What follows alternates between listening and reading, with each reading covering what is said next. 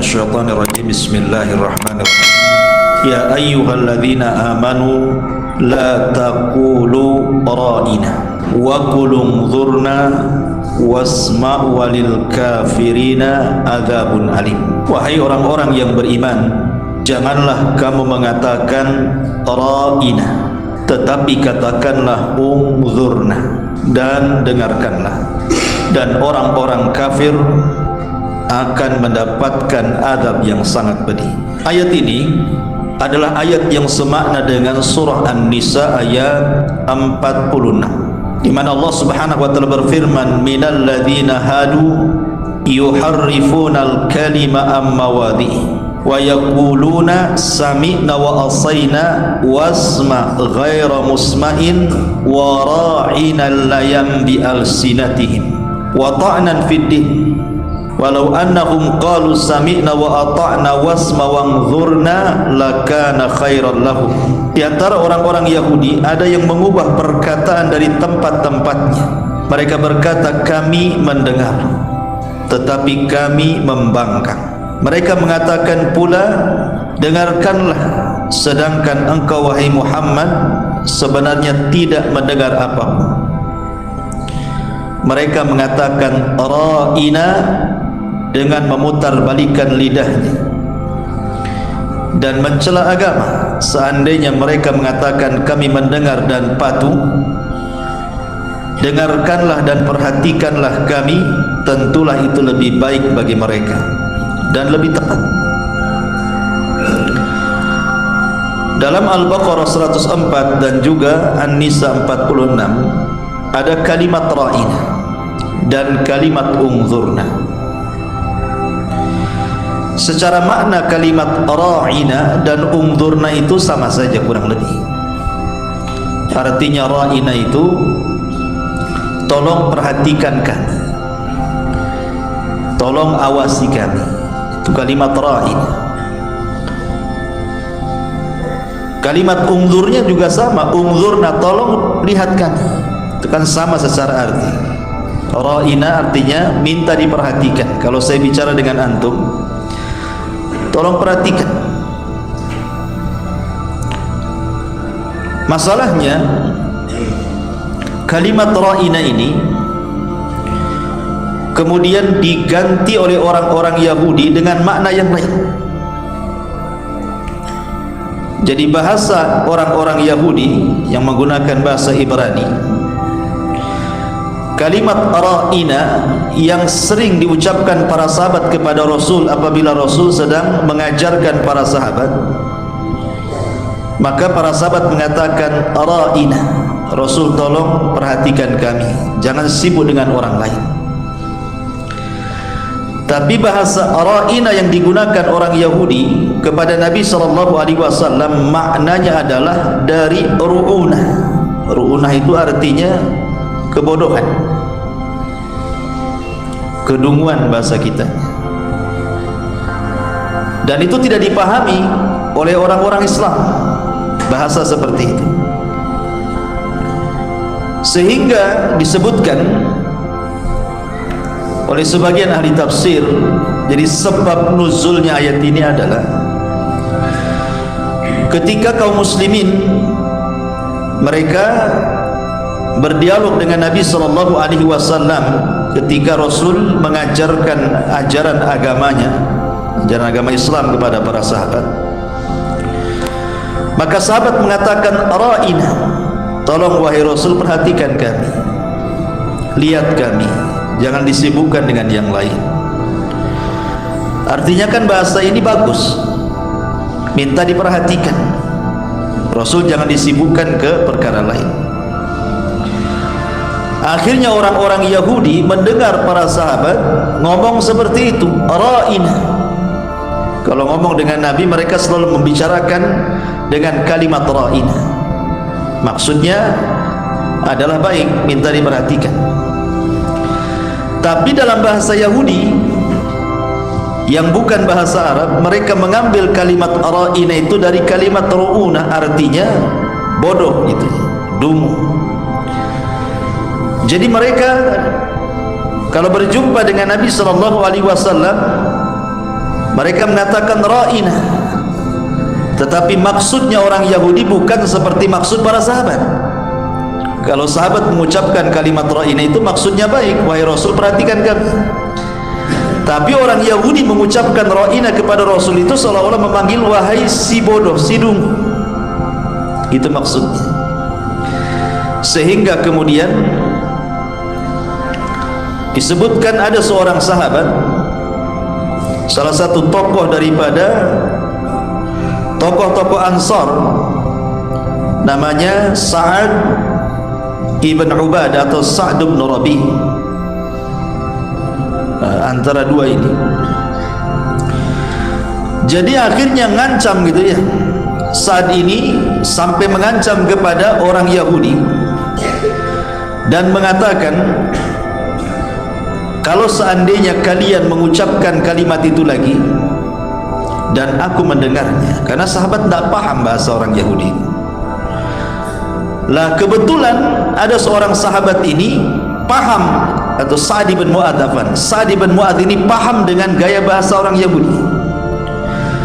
Makanya kemudian Sa'd mengancam, kalau seandainya la in sami'tuha min ahadikum yaquluha di Rasulillah sallallahu alaihi wasallam la adribanna unuqa.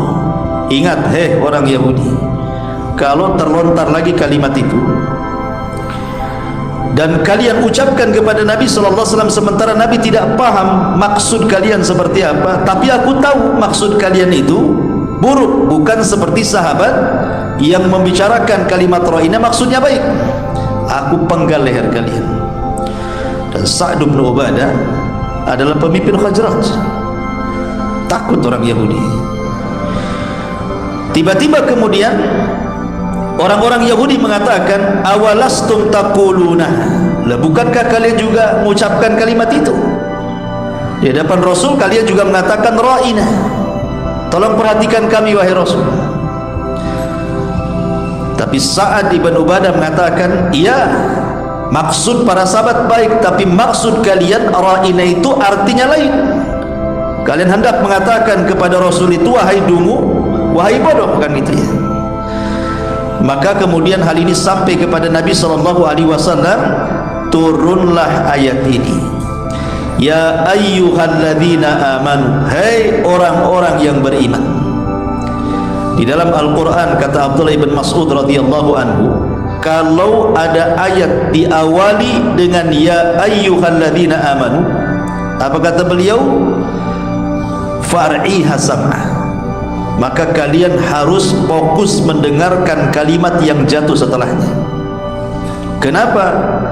Karena immal khairu tu'mar bihi wa imma syarru tunha anhu. Karena biasanya kalimat setelah ya ayyuhalladzina amanu boleh jadi sebuah kebaikan yang diperintahkan Allah, atau boleh jadi kalimat itu sebuah keburukan yang kalian harus meninggalkan darinya. Berarti kalimat ya ayyuhalladzina amanu jangan disepelekan, sebab nanti kalimat setelahnya boleh jadi datang sebuah perintah atau datang sebuah larangan. Kata Abdullah bin Mas'ud, seperti di sini ya ayyuhalladzina amanu la taqulu ra'ina, kalian tidak boleh mengucapkan kalimat ra'ina lagi. Awalnya kalimat ini biasa diucapkan para sahabat karena maknanya bagus, tolong perhatikan kami, tolong lihat kami Rasul, tolong rawat kami, ya gitu.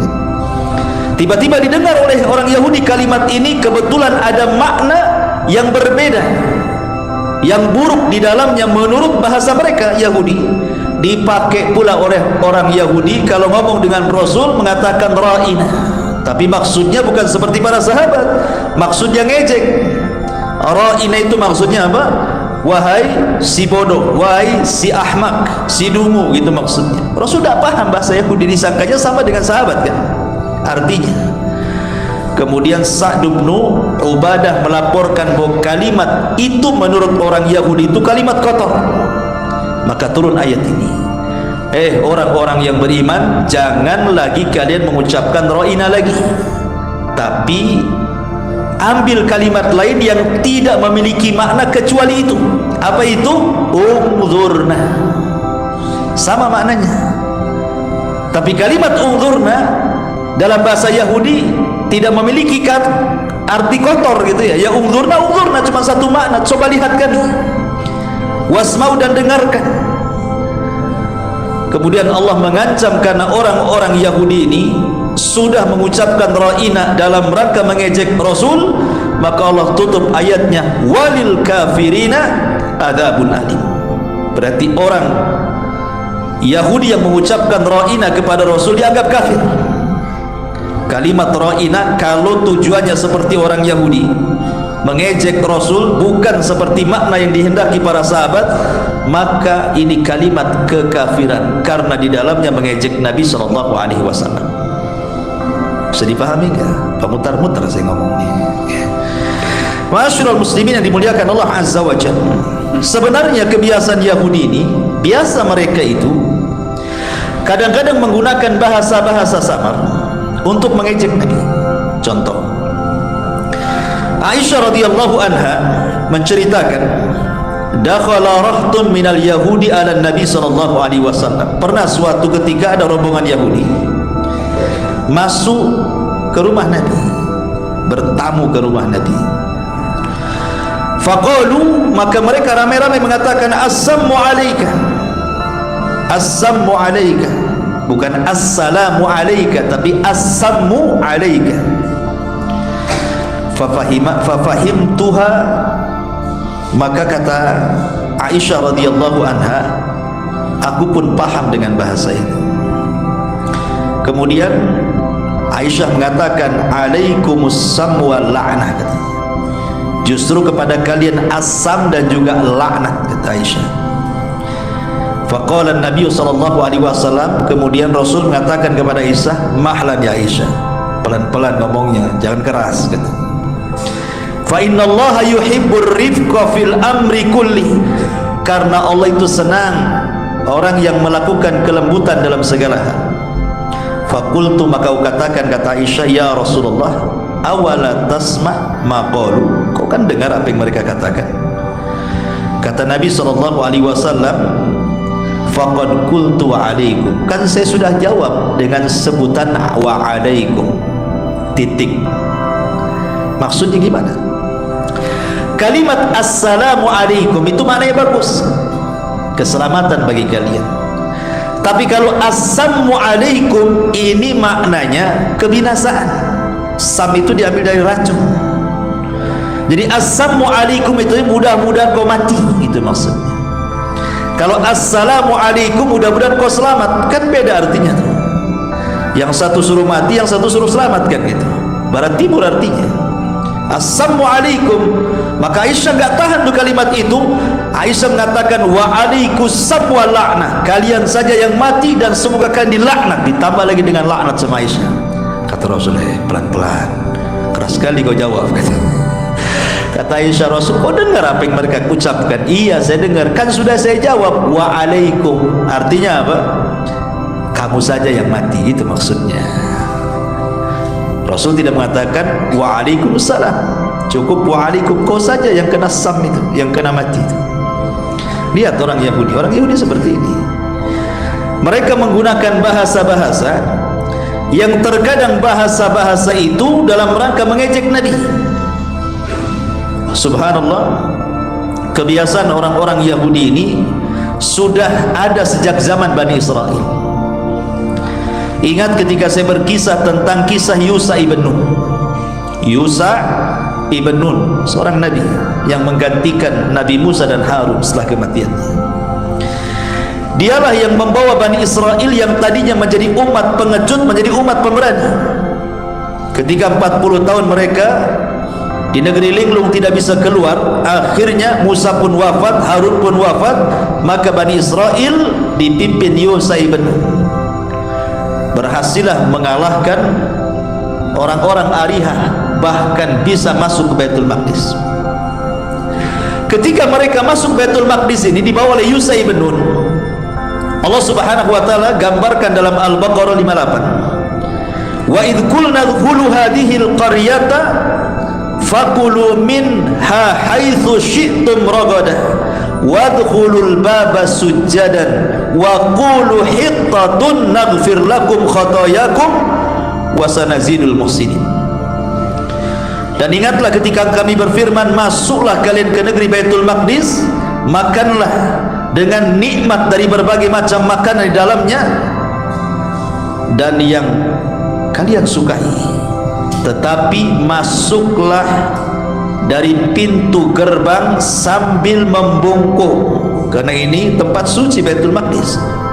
Sambil membungkuk maksudnya kalau bahasa kita ini dengan menundukkan kepala, masuk seperti ini ya. Dan jangan pula ucapkan kalimat hittah. Hittah dalam bahasa mereka artinya ya Allah ampuni dosa kami. Jadi masuk dengan cara menunduk, kemudian sambil mengucapkan ya Allah ampuni dosa-dosa kami, atau bahasa singkatnya hittah. Rupanya orang-orang Yahudi ini mereka justru menentang nabinya Yusuf, bukannya masuk ke depan gerbang kemudian kepalanya nunduk, malah masuknya berbalik, pantat dulu masuk, kemudian mereka mengucap hintah. Hintah diganti menjadi hintah. Apa bedanya hintah dengan hintah? Hintah itu ya Allah ampuni dosa kami, kalau hintah ini ya Allah kasih makan. Kurang ajar kan? Nabinya mengatakan minta ampun malah minta makan. Nabinya suruh masuk dengan nunduk malah membelakangi, nunggingi gitu. Itulah orang Yahudi ya.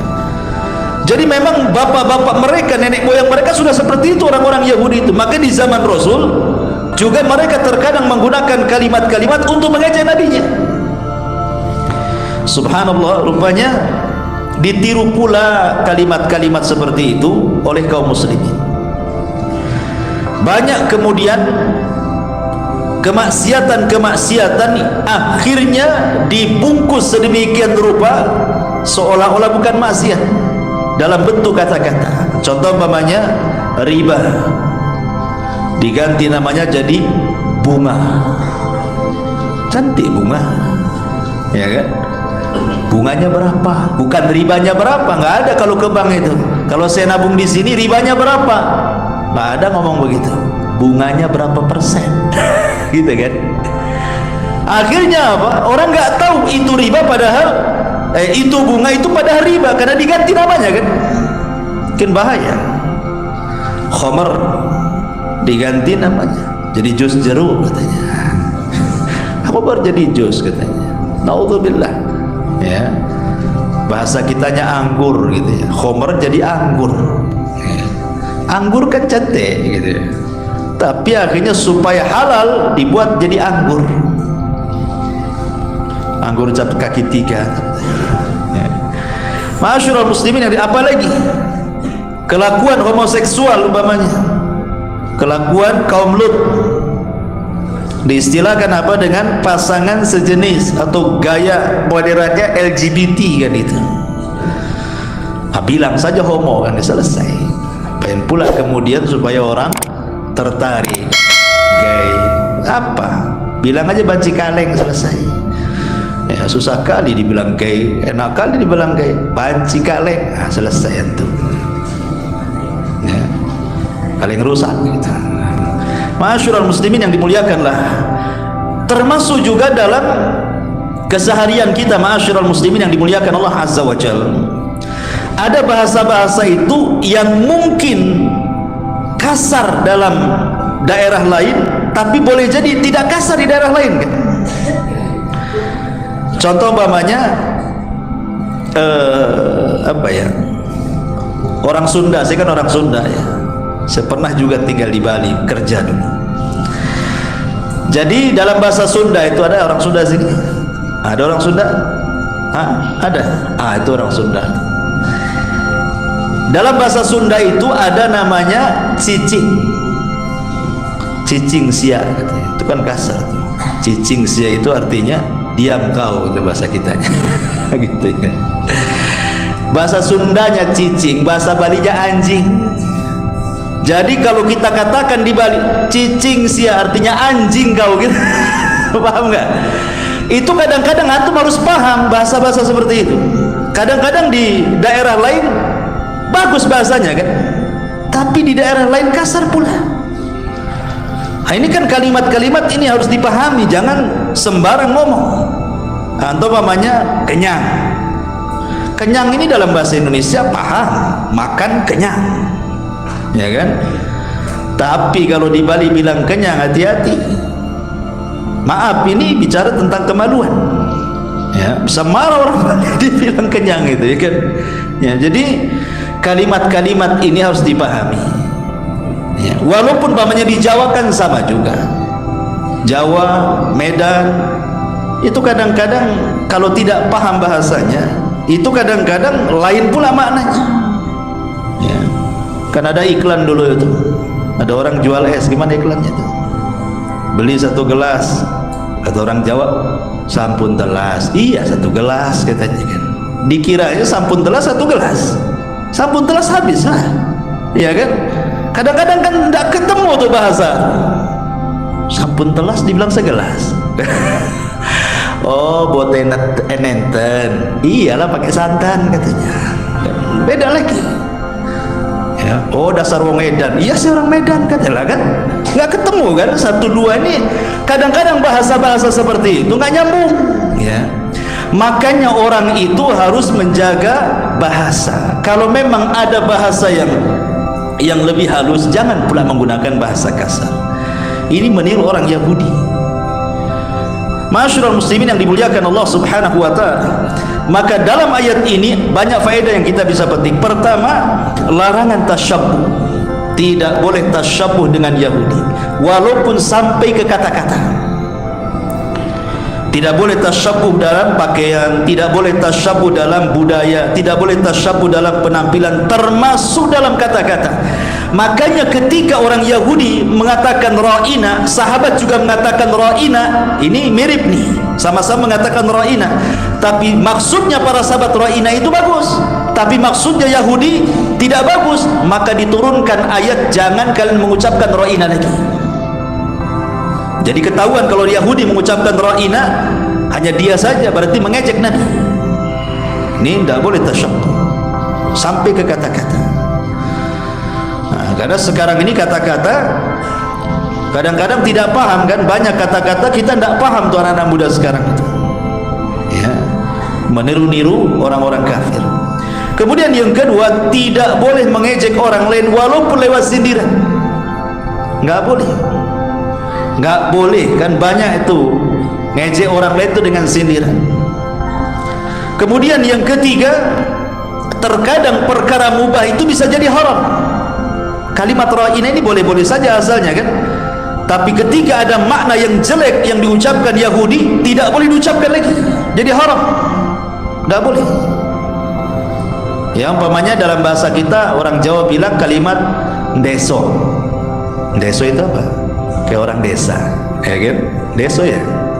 Kalimat deso ini bisa 2 makna, bisa baik, bisa tidak baik. Kalau maksudnya deso itu ya saya orang desa, iyalah saya dari desa, kan bagus kan? Oh, tapi kalau antum nadanya, oh dasar wong deso, kan nggak bagus. Maksudnya saya ini orang kota tapi perilakunya orang desa kan? Nah, itu namanya nyindir namanya kan? Nggak boleh itu. Kadang satu kalimat ini tergantung intonasi itu. Nah, makanya antum harus paham bahwa ada perkara-perkara itu tadinya mubah jadi haram karena konotasi ataupun mungkin intonasi yang merubah makna. Kemudian juga seperti tadi saya katakan, terkadang ada satu bahasa itu mungkin di daerah lain baik, tapi di daerah lain tidak baik. Maka cukuplah diucapkan di daerahnya saja, jangan diucapkan di daerah lain. Kadang-kadang bahasa kamu dengan kau saja itu sudah kasar. Orang Medan biasa, kau mau kemana? Kalau di Jawa Barat sana dibilang kau, itu udah kasar. Kamu, nah itu baru lembut kan itu ya. Kadang-kadang nggak cocok tuh. Nah, mungkin daerah lain biasa-biasa saja, tapi daerah lain itu bisa jadi kasar. Makanya hati-hati. Nah, ini orang Yahudi kadang-kadang seperti itu. Ya. Kemudian juga tidak boleh mentertawakan.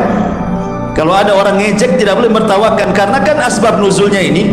Jadi kalau ada rombongan Yahudi kemudian ngomong di depan Rasul, ya Rasulullah, ya Muhammad ra'ina, katanya. ketawa semuanya karena mereka tahu maknanya. Sementara orang muslim kan berbeda maknanya, sehingga yang dipahami orang Islam ya maksudnya seperti mereka, tapi orang Yahudi malah tertawa kawannya mengatakan seperti itu karena paham itu kalimat ejekan. Tidak boleh kalau orang ejek orang antum pula tertawakan, haram, tidak boleh. Antum ta'awun 'alal itsmi wal udwan, tolong menolong di atas perbuatan dosa dan kejahatan. Termasuk juga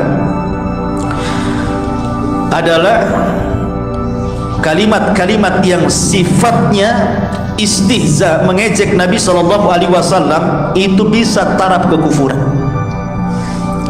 Ikhwan, di masyarakat ini ada dosa-dosa lisan yang terkadang masuk kepada kekufuran, bisa keluar orang dari Islam.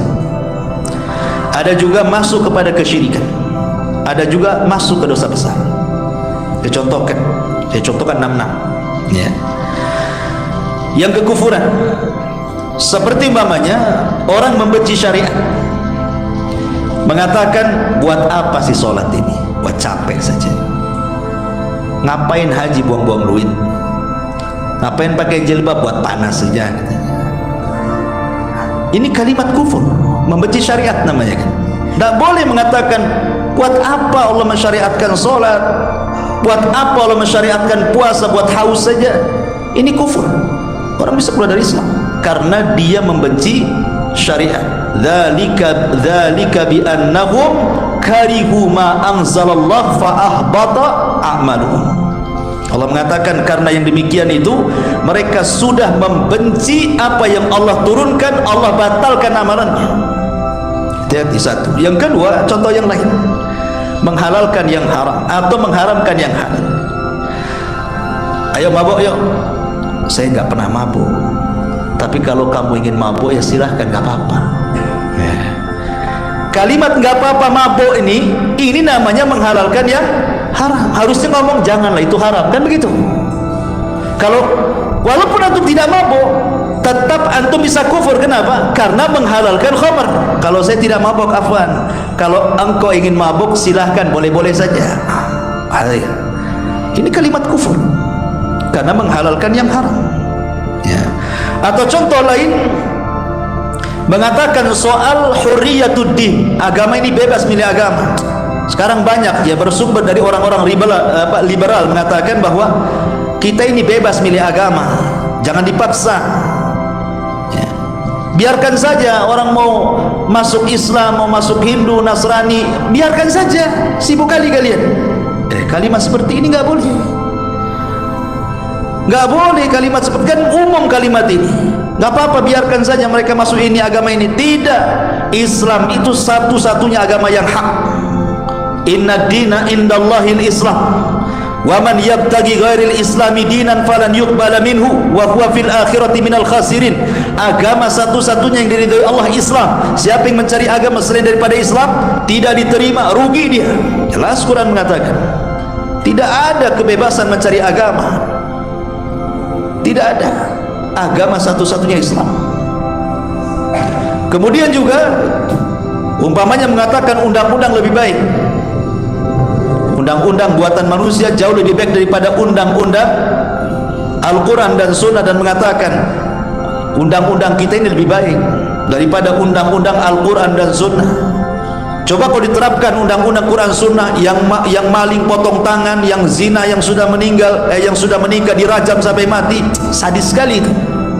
Masih bagus undang-undang kita katanya. Tidak boleh ngomong begitu. Kita katakan undang-undang Al-Quran lebih baik. Kenapa? Karena Allah yang membuat undang-undang, Allah yang menciptakan kita, Allah yang tahu maslahat kita. Adapun kalau ngomongnya kayaknya kalau hudud ini di negeri kita belum pas, kayaknya belum siap kita menerapkannya, nggak ada masalah. Tapi kalau umpamanya mengatakan bahwa undang-undang buatan manusia lebih baik daripada undang-undang Allah, kufur, nggak boleh ya. Ataupun umpamanya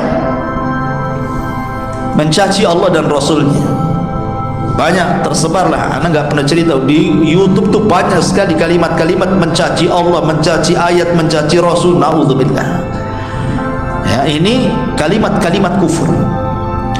Atau di sana ada kalimat-kalimat syirik. tak sadar diucapkan di masyarakat kan, seperti umpamanya kalimat-kalimat yang sifatnya tatoyur, itu yang banyak di masyarakat itu tatoyur biasanya kan. Tatoyur itu menjadikan sial ataupun untung kepada sesuatu yang dilihat, didengar, dibayangkan, diimpikan dan yang lainnya. Seperti antum habis mimpi buruk umpamanya kan, kebayang sampai selesai tidur, bangun tidur masih kebayang tuh mimpinya. Gak tahu ini saya ini hari ini kok kurang enak badan kan. Kenapa? Mimpi semalam. Mimpi apa? Ketiban duren katanya. Katanya kalau ketiban duren itu katanya mau kaya. Betul tak mau kaya saya? Mimpi ketiban duren, coba ya kan. Ini kan tatayur. Kayaknya mau ada yang mati malam ini. Kenapa? Nampak ada burung hitam di atas gitu. Coba bayangkan.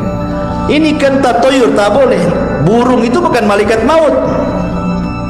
Burung itu suka-suka nginggap di mana lah kan gitu ya. Mau di genteng, mau di atas pohon, terserah burung lah.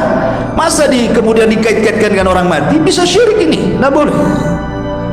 Ya. Ataupun namanya seseorang yang lewat di tempat yang takut.